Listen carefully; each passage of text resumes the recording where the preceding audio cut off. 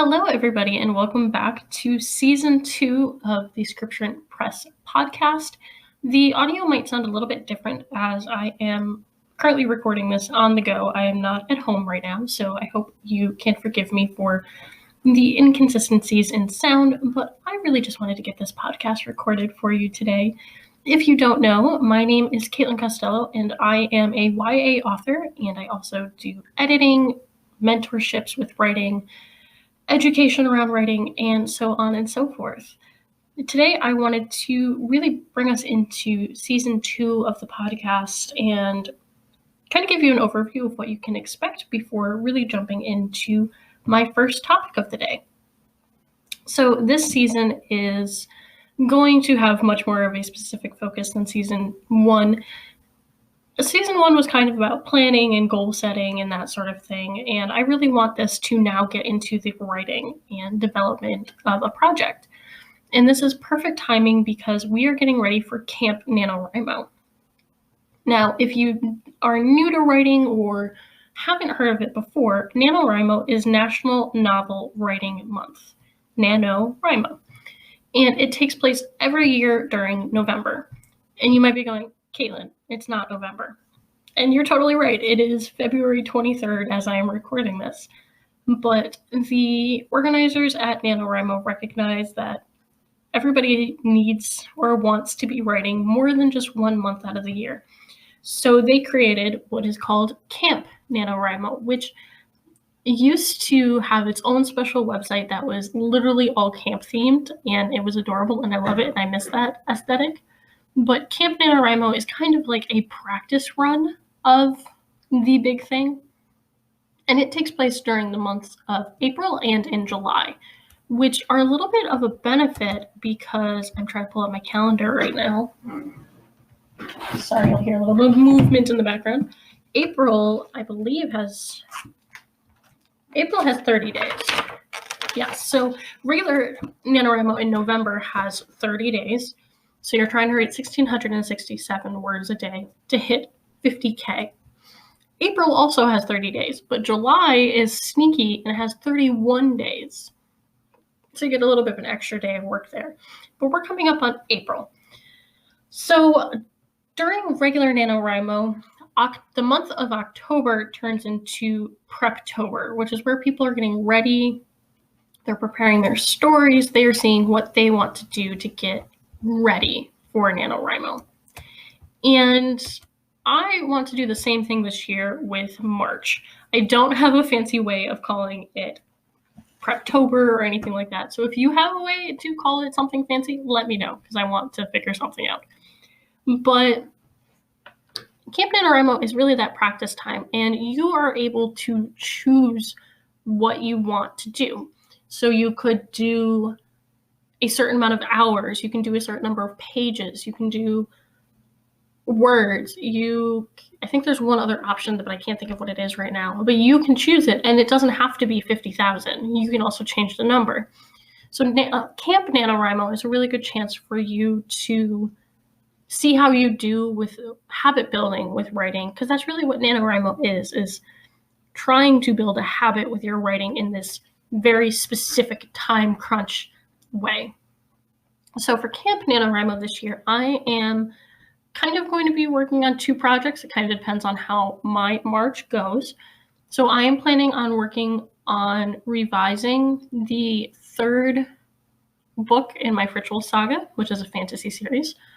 And I also want to work on a prequel that I have, a novella idea, which I might end up writing during March. I might not. I haven't really figured that part out yet. But the thing about NaNoWriMo is it really focuses on the idea, and you don't have to do this. You 100% do not have to do this. This is how I look at it.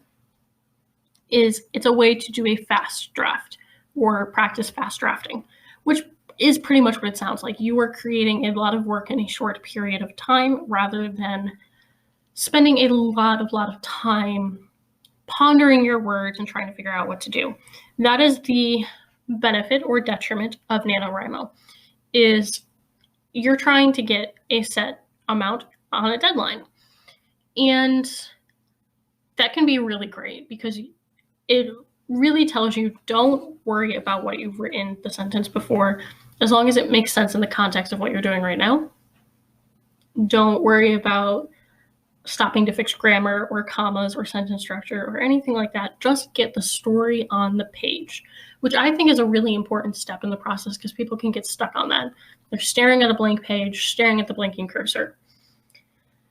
But it can be also bad later on when you go into redraft or to edit it and you find stupid sentences, like the higher he rose, the higher he got. And the thoughts in her head flowed through her head like water in a waterfall. These are both things that I've written before. There's another one that I can't think of that is really dumb. But you do get things like that, but you get the idea of what you're trying to say. You just know you have to go back and fix it later. And for me, fast drafting is the way to write. I really need that deadline. I need that crunch. Writing is not a community thing, but for these events it is. And that's something that I really love about it. The first few years I did it without community support. It was just like, I told my mom I was doing it, and then she had to listen to me dictate into my phone in the room below hers for hours. But now, like, there is a real community on Instagram, and people make Discords around it and all sorts of things. So the next thing that I wanted to touch on, which goes with fast drafting, is writing sprints. So how do people even get this fast drafting done? How can you reliably get it done in 30 days?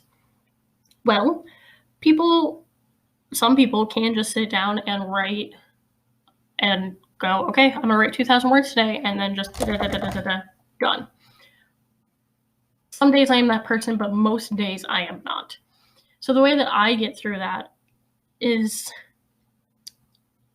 one, I am a very competitive person. So for me, writing sprints work really well.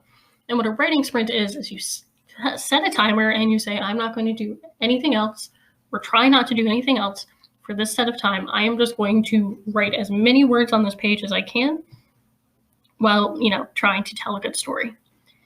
And that is what I have to do. And some days it works and some days it doesn't. I've had some days where I've done like 3 hours of writing sprints and done like 500 words because it's just not there. But then I had a day last year, which if you go to my YouTube channel, I do have a vlog where I wrote 10,000 words in one day. It took me about 12 hours, including breaks, but I wrote 10,000 words in one stinking day. That was like 2 days before the end of NaNoWriMo, and I really wanted to make that deadline. So with that idea of doing fast drafting and doing writing sprints to get the idea across of your story quickly, do you need to have an outline? And the answer is not necessarily. I know people that go into NaNoWriMo or Camp NaNoWriMo that have no idea what they're going to write until they sit down at the keyboard. And there's other people that may spend the entire month before or 2 months before doing detailed research and outlining and information and character arcs and storyboards and all of this stuff and go into it and then write their story. I personally fall a little bit in between. I generally know what I'm going to be writing. I generally know the general idea of things that I want to go forward, but I don't know every specific detail for every specific scene. I still like to have that creative spark that's there, that in the moment I can create things and twist things. That'll be a little bit different this time around as I'm going to be doing revising, and I tend to use the Camp NaNoWriMos for revising and reworking, specifically for just the reason that it's a little bit more loosey-goosey and I can change things up a little bit. So what that means for this season is I'm planning on doing a few different episodes over the next few weeks that are about outlining, about motivation and conflict, story arcs, really the basis of what you need to, quote unquote, need to do to write a story and prepare for Camp NaNoWriMo, And it's kind of going to be the things that I'm going to be doing. So I'll touch a little bit on an outline and a reverse outline if you're doing a story you've already written, and the points that you do with that. So that one will be probably a part 1, part 2. Maybe I'll upload 2 episodes in one day, and it'll be, if you're writing a new story, watch this one. And if you're rewriting a story, watch this one. Would that be something cool? I don't know. Let me know. But it's going to be around creating and editing and that sort of thing. Because I'm really excited to get back into the drafting phase. I just finished up a few weeks ago Until All the Stars Are Found, which is my science fiction novel. And we're currently like 10 days out from the publication. And so I'm feeling really antsy, really itchy, and I am ready to go. I am ready to write and create again.